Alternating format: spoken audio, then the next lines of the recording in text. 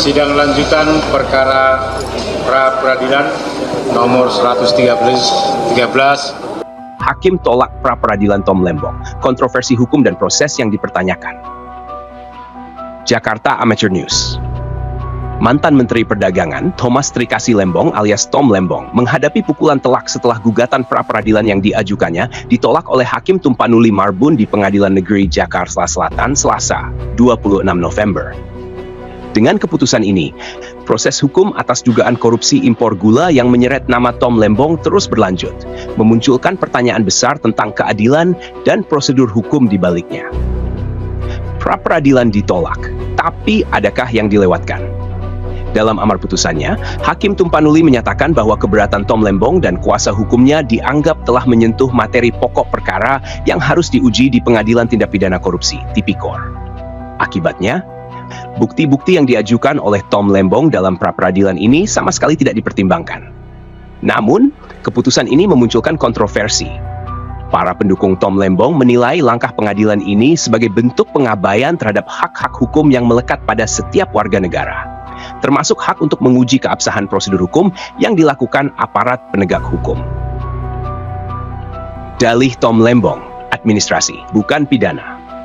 Tom Lembong dengan tegas menyatakan bahwa keputusan impor gula yang ia buat pada tahun 2015 hingga 2016 adalah kebijakan administratif, bukan tindak pidana korupsi. Sebagai Menteri Perdagangan kala itu, Tom Lembong berargumen bahwa tindakannya berada dalam ranah hukum administrasi negara dan bertujuan untuk menjaga pasokan serta kestabilan harga gula di pasaran. Namun, Jampitsus Kejaksaan Agung menuduh bahwa kebijakan impor tersebut merugikan negara hingga 400 miliar rupiah. Angka fantastis ini menjadi dasar penetapan Tom Lembong sebagai tersangka, meskipun belum ada pembuktian langsung yang menunjukkan bahwa ia menerima keuntungan pribadi dari kebijakan tersebut. Prosedur penetapan tersangka dipertanyakan. Melalui gugatan pra-peradilan, Tom Lembong menyoroti prosedur penetapan dirinya sebagai tersangka. Ia merasa bahwa langkah tersebut melanggar hukum acara pidana dan tidak memenuhi prinsip keadilan. Sebagai saksi yang telah diperiksa sebelumnya, Tom Lembong merasa bahwa proses hukum yang dihadapinya lebih merupakan serangan terhadap reputasi daripada upaya pencarian kebenaran. Dalam persidangan, Tom Lembong membawa sejumlah ahli hukum ternama, seperti Mudzakir dan Chairul Huda, yang mendukung pandangan bahwa kasus ini lebih tepat diselesaikan dalam ranah hukum administrasi. Namun, pandangan ini tidak cukup untuk menggugurkan keyakinan hakim bahwa proses hukum yang dilakukan oleh Jampitsus Kejaksaan Agung telah sesuai prosedur. Apakah keputusan yang tepat? Keputusan hakim untuk menolak pra-peradilan Tom Lembong menimbulkan perdebatan. Di satu sisi, Kejaksaan Agung menyatakan bahwa proses penetapan tersangka sudah memenuhi ketentuan, termasuk pemeriksaan Tom Lembong sebagai saksi. Di sisi lain, pertanyaan besar muncul.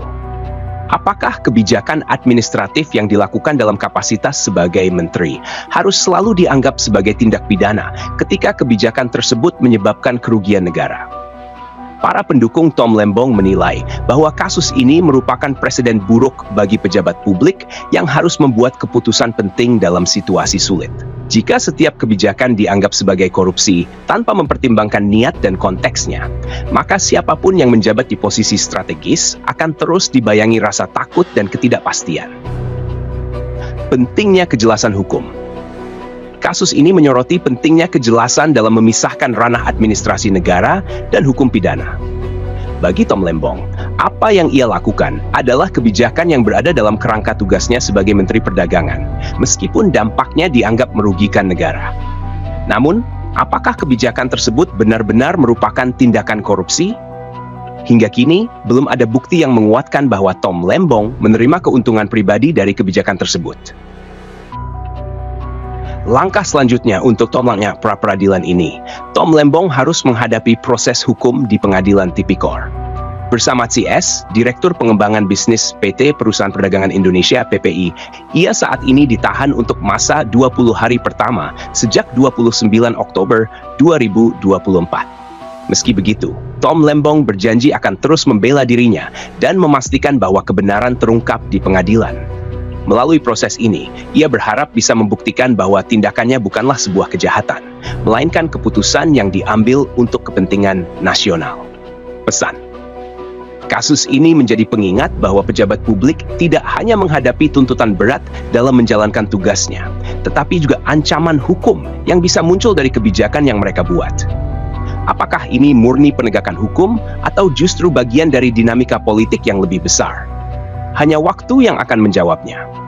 Yang jelas, kasus Tom Lembong memberikan pelajaran bahwa kebijakan publik harus dibuat dengan transparansi dan akuntabilitas yang tinggi. Sementara aparat penegak hukum harus memastikan bahwa keadilan ditegakkan tanpa mengorbankan prinsip-prinsip dasar hukum.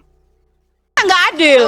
Sprindiknya dari 2013 sampai 2015